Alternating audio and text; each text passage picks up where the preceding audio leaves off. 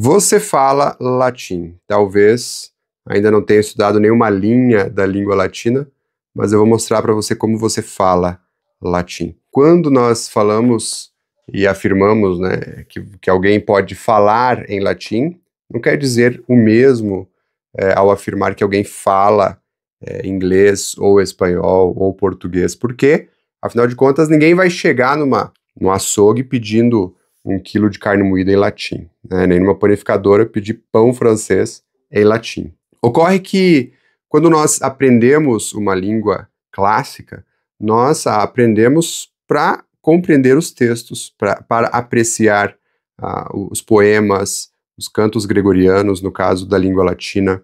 Quando nós falamos e afirmamos que você já fala em latim, ou que você virá a falar em latim, temos que entender essa diferença. Não é o mesmo tipo de fala das outras línguas, é mais uma compreensão daquilo que está escrito, porque a nossa mente ela é forçada a traduzir, a compreender a língua e não necessariamente produzir palavras, produzir frases, né, concordando ali com os casos latinos o tempo todo.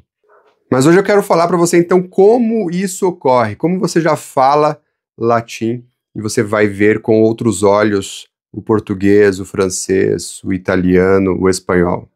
Bom, obviamente o latim ele nasce com Roma, a Roma antiga, e quando o Império Romano se espalhou pela Europa, o Império levou a língua latina para vários lugares da Terra, dando origem a muitas outras línguas. Mas a língua latina de Roma antiga, ela se diferenciava da língua dos poetas, da língua dos escritores. Então, há uma diferença entre o latim clássico, o latim de Ovídio ou de Virgílio, e o latim do povo, ou seja, o latim vulgar. E aqui, obviamente, vulgar não significa, não é um termo pejorativo, né? Vulgar porque em latim, povo significa vulgus. Então, o latim do povo é o latim vulgar. Por exemplo, no latim clássico, casa era domus, mas para o latim vulgar já era casa. Então, obviamente, para nós permaneceu casa e não domus.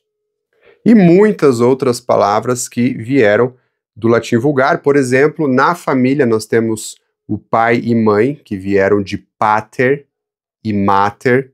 O próprio nome família em latim é família, se escreve do mesmo modo. Vida é vita, a mesa é mensa, mão é manus, olhos ou olho, óculos.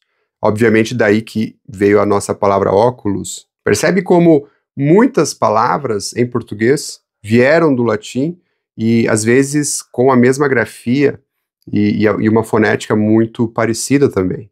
Mas não apenas o vocabulário veio do latim. No português também há um DNA, que o DNA da língua portuguesa ele é latino. Então isso, obviamente, se dá também na gramática. Vou dar apenas alguns exemplos. Os gêneros em português, eles vieram do latim. Né? Nós temos, por exemplo, amigo, amiga, em latim, amicus, amica. Então, esse fato de que as palavras femininas, grande parte delas terminam com a letra A, já acontecia isso na língua latina. Então, ao contrário do inglês, por exemplo, né, friend é amigo ou amiga, teacher é professor ou professora. Se eu falo que eu gosto da minha professora em inglês, você não sabe se ele está falando de um professor ou de uma professora, tem que ter um contexto maior, né? Então, você tem que ouvir o nome da professora de fato para saber que ele diz respeito a uma mulher.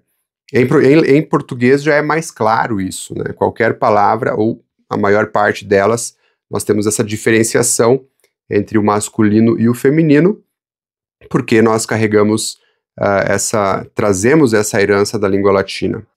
Outra questão gramatical também nos verbos, né? Por exemplo, o verbo amar, conjugada nas 3 pessoas do singular. Nós temos em latim amo, amas, amat.